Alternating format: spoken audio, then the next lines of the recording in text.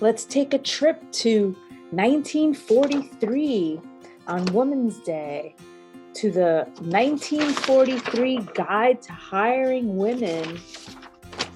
This is from Transportation Magazine, 1943. It was written for male supervisors during World War II. Tips for them for how they were going to hire women so they didn't hire the wrong woman. All right, let's see. 11 tips on getting more efficiency out of women employees.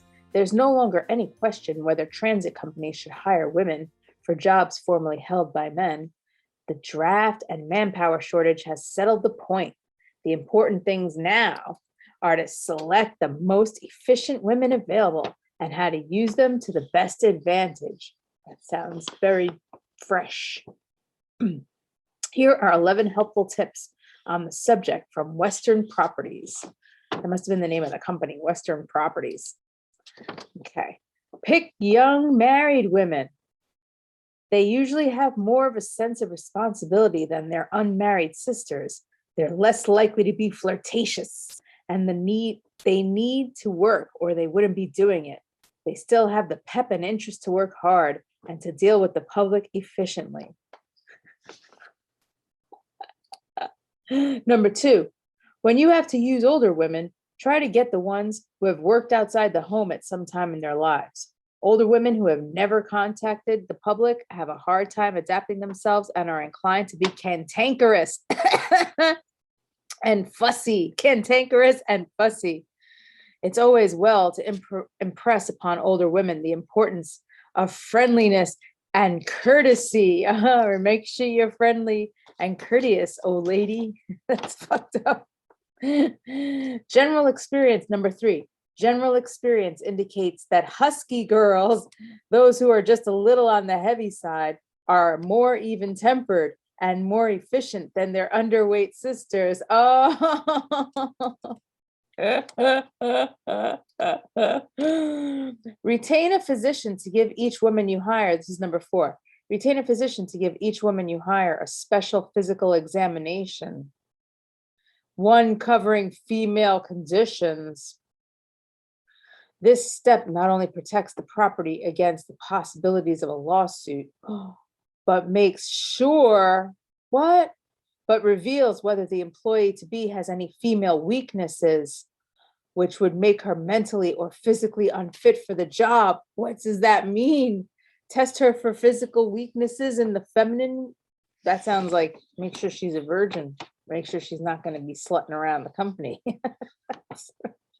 All right, next, number 5. Stress at the outset the importance of a time and the fact that a minute or two lost here or there makes serious inroads on schedules. Until this point is gotten across, service is likely to be slowed up. These women. Give the female employee a definite, this is number 6. Give the female employee a definite day-long schedule of duties so that they'll keep busy without bothering management for instructions every few minutes. Numerous properties say that women make excellent workers when they have their jobs cut out for them, but that they lack initiative in finding work themselves. Guilty. Whenever possible, this is number 7. Can I remember the number first? Would that be nice? That would be nice. Whenever possible, let the inside employee change from one job to another sometime during the day. Women are inclined to be less nervous and happier with change. That's interesting.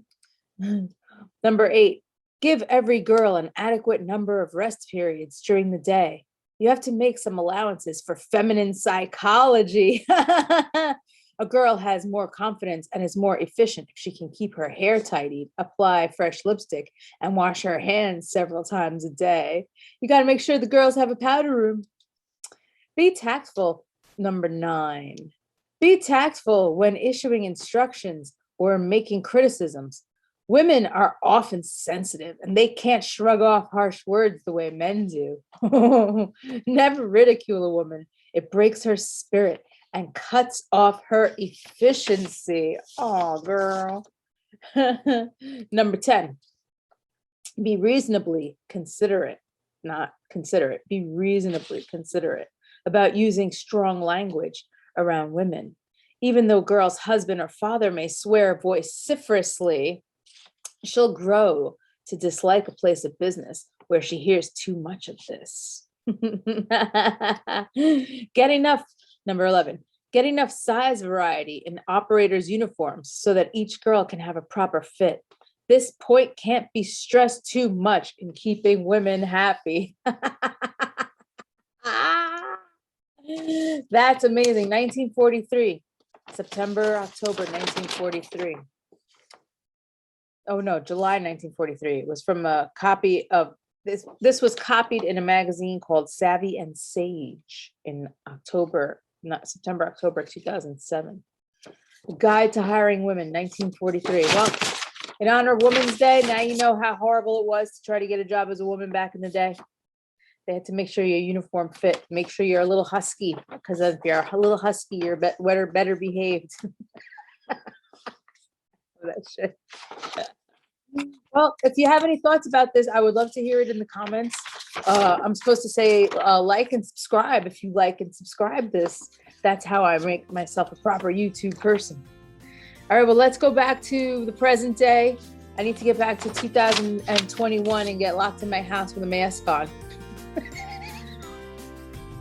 Because I live in America. I landed a free home of the brave. Da, da, da, da, da, da. Ah, la, la, la, la.